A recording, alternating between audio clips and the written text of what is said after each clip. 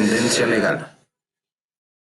¿Qué tal, amigos de Tendencia Legal? Su servidor, el maestro Carlos Alberto Pérez Macías, con la cápsula del día de hoy, en la cual trataremos el tema de la responsabilidad penal de las personas jurídicas desde la óptica del marco de cumplimiento normativo. Como sabemos, en el marco de la responsabilidad penal de las personas jurídicas surge con la iniciativa del Código Nacional de Procedimientos Penales. Sin embargo, es hasta el año 2016, con la modificación de la miscelánea penal del año 2016 en el mes de junio, en la cual hace una reforma estructural al Código Penal Federal, así como al Código Nacional de Procedimientos Penales, en el cual ya se va a poder estructurar de una debida forma esta mención de contar con un órgano de control permanente por parte de todas las organizaciones. Si hacemos un marco de análisis contextual, podemos señalar, el primero tendríamos que referir el artículo 421 del Código Nacional de Procedimientos Penales en su primer párrafo. ¿Por qué? Porque ahí nos va a dar los supuestos o los sujetos sobre los cuales se va a dar la configuración de la responsabilidad penal de la persona jurídica. Es decir, nos va a empezar a dar los elementos objetivos en la comisión de la conducta criminal.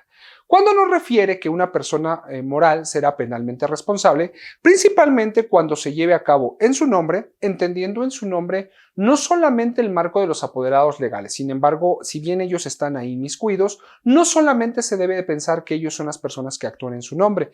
En la actualidad, a través de diversas tesis, sabemos que se puede actuar en nombre de una persona moral, personas como un prestador de servicios profesionales, un comisionista, por citar algunos ejemplos. Entonces, el primer supuesto es que se actúe en su nombre.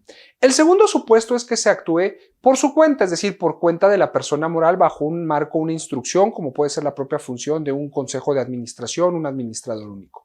Posteriormente nos encontramos la mención de en su beneficio, es decir, cuando se obtengan elementos en beneficio de la persona moral, y las personas que normalmente actuarán para poder llevar a cabo la determinación del beneficio de la persona moral principalmente serán los consejeros, los prestadores de servicios, los propios trabajadores. Y finalmente, cuando se lleve a cabo a través de los medios que ella proporcione. Si entramos en un marco o sentido lógico, podemos nosotros referir que se está enunciando pues a estas mismas figuras. Como observamos, el factor de riesgo de una persona moral no nace de la relación o de la correlación con personas en el exterior, sino son al interior de su propia organización.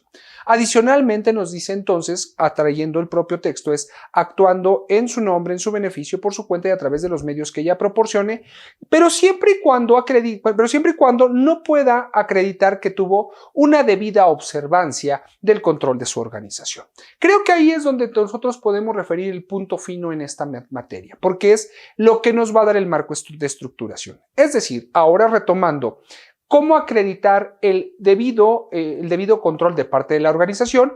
Podemos posteriormente citar el artículo 422 del Código Nacional de Procedimientos Penales, específicamente en su segundo párrafo, apartado A, principalmente cuando dice que para poder determinar el grado de afectación que ha tenido la persona moral, se debe principalmente, para poder llevar a cabo la determinación de la sentencia, de la resolución que se vaya a emitir en su contra, atendiendo en primera instancia el grado de inobservancia del propio marco de control. Entonces tenemos dos elementos que nos dicen y nos refieren que cuando la persona moral tenga ese grado de inobservancia, bajo ese entendido tendrá la penalidad. En contrario sensu, que es el tema que el día de hoy nos importa, es cómo demostrar que tuve una debida observancia del marco o control de parte de la organización. Bien, creo que esto va a depender en un gran sentido, respecto de la comisión o del tipo de delito sobre el cual la persona moral se encuentre correlacionada en este hecho delictivo. Nosotros tenemos ahora bien en el artículo 11 bis del Código Penal Federal un catálogo de diversos delitos a los cuales se asocia la responsabilidad penal de la persona jurídica. Permítanme resaltar los más importantes que se correlacionan. En primera instancia, si bien toda organización, para poder entender su marco o su contexto dentro de este enfoque, tendríamos que verificar pues, cuáles son esos delitos. Hablemos de los que principalmente se pudiera o toda organización casi tendría que tener un marco de correlación. Hablemos de los delitos fiscales, del delito del 108, del 109 fracción cuarta y del 113 bis del Código Fiscal de la Federación, del 400 bis del Código Penal Federal para efectos de lavado de dinero, el tema del fraude. Quizá estos tres principales delitos, casi en todas las organizaciones siempre tendrá que versar un marco de contingencia. ¿Por qué un marco de contingencia? Pues bien, Porque la propia función que nos va a requerir a través del último párrafo de este artículo 11 bis, en el cual refiere que si toda organización quiere llevar a cabo un marco de atenuación de las penas o comprobar que no se encontró en los supuestos jurídicos normativos que den pie a la tipicidad y la punibilidad en su participación, deberá contener o deberá integrar dentro de su organización un órgano de control permanente.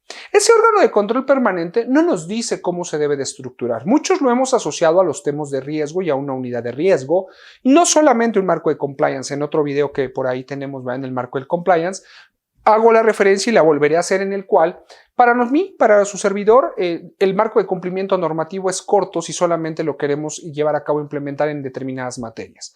Porque recordemos que los marcos de cumplimiento normativo son un tipo de riesgo que puede derivar y que deriva de una unidad, de un marco general de riesgos de toda organización. El marco del cumplimiento normativo es un tipo de riesgo como lo son otros de iguales características, como los riesgos estratégicos, reputacionales, operativos, por citar algunos ejemplos. Pero enfocándonos al marco del riesgo de cumplimiento de leyes, este órgano de control permanente, el propio Código Penal nos dice, si bien no nos dice cómo instaurarlo, nos dice cuáles serán sus funciones. Su primera función será crear políticas de prevención de conductas delictivas. ¿Cuáles conductas delictivas? Del catálogo que nos ha entregado el artículo 11 bis del Código Penal Federal. Después dice que deberá acreditar en un acto ya verificado el hecho criminal, tendrá que acreditar cuáles fueron esas políticas que creó de forma previa y cuáles fueron las políticas que creó con posterioridad al acto o al hecho de carácter delictivo en el cual se vio en su marco asociativo. Entonces nos va dando dos elementos específicos. Para posteriormente referir que adicionalmente tendremos que llevar a cabo un acreditamiento de, una vez que nosotros tenemos pleno conocimiento de la conducta criminal que se ha asociado, cómo llevamos a cabo la disminución del hecho delictivo. Es decir, cómo ayudamos al marco social a que se componga las conductas que se han referido que nos han sido imputables. En un marco muy sencillo de una característica fiscal, si yo me asocio a un marco de defraudación fiscal, el hecho que puede generar, por citar algún ejemplo, la disminución del delito generado, pues es el propio pago de la contribución versus los delitos que de ahí derivarían, el no llevar a cabo el acreditamiento de una deducción a la cual no tengo derecho. Eso sería la política principal. Pero sin embargo, ¿cómo estructurarla? Bien, un órgano de control permanente en el cual no tenemos una mención pudiera y en muchos momentos converge ya dentro de una organización. Creo que la mayoría de los elementos van a estar plasmados dentro del Consejo de Administración y la propia Asamblea General de Accionistas. Podemos crear un comité ético que lleve a cabo la valoración de las conductas criminalizadas que se puedan llevar a cabo. Lo que no es válido es crear elementos o políticas las cuales no vamos a obedecer dentro de nuestros propios protocolos. Las políticas de cumplimiento normativo deben de llevarse a cabo precisamente conforme a la comisión de las conductas y la determinación. ¿Quién debe de determinar estos elementos? Pues a lo mejor en pequeñas empresas estaremos hablando de que los propios integrantes de la Asamblea General de Accionistas será su propia función en un marco de detección. Quizá en niveles que podamos estar hablando de grandes empresas, medianas empresas en las cuales contamos adicionalmente a un consejo de administración, podemos tener niveles directivos, pues los niveles directivos en los cuales converge podrán enunciar al consejo de administración cuáles son los principales delitos o las principales características que se han enunciado. Tenemos N elementos que nos pueden ayudar a poder llevar a cabo conductas de prevención delictiva. Podemos estar llevando a cabo una debida diligencia del cliente, podemos atender a la Evaluación Nacional de Riesgo que ha sido publicada por la Unidad de Inteligencia Financiera para ir sumando los marcos de análisis contextuales, los cambios en el mercado. Bueno, todos esos elementos van a conllevar que toda organización, pues principalmente en un debido ser, lleve a cabo un entendimiento de los factores de riesgo que le pueden asociar a la comisión de una conducta criminalizada. Bajo este entender, se tiene que ir llevando a cabo una profesionalización por parte de las organizaciones. Todavía más los invito a conocer este marco de los órganos de control permanente, los cuales ya se asocian, por ejemplo, en la iniciativa de la Ley de Responsabilidad Empresarial y Debida Diligencia Corporativa, ya enuncia que en virtud de que se tiene órganos de control permanente por parte de las empresas, pues nada más se les sumará una carga de protección en materia de derechos humanos que se enuncian bajo esta materia. Es decir, los marcos normativos cada vez más hacen la alusión a que el órgano de control permanente ya se encuentra debidamente instruido. ¿De acuerdo? Entonces hay que empezar a conocer que en el marco de prevención, yo considero, y lo dejaré a la decisión de cada uno de ustedes, no podemos decir que no hay un marco de obligatoriedad nada más porque sí, que porque no está referenciado.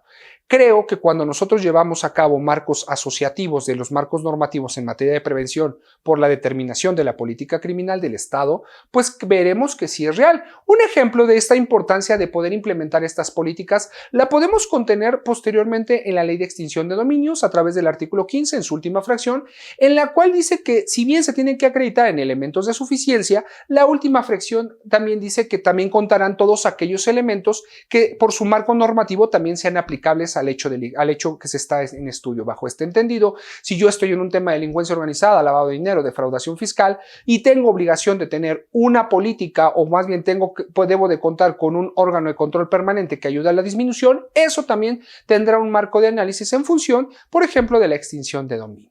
Como ustedes pueden ver, el tema de la responsabilidad penal de la persona jurídica y la contención de los factores de riesgo es sumamente importante cada vez más en las organizaciones. Por ello los invito a conocer este y otros temas en el marco de responsabilidad, empezar a crear y pensar en marcos de unidades de riesgo que permitan llevar a cabo la contención de los factores. Pues hasta aquí esta cápsula, espero les haya sido de su interés y nos vemos en la siguiente. Hasta luego.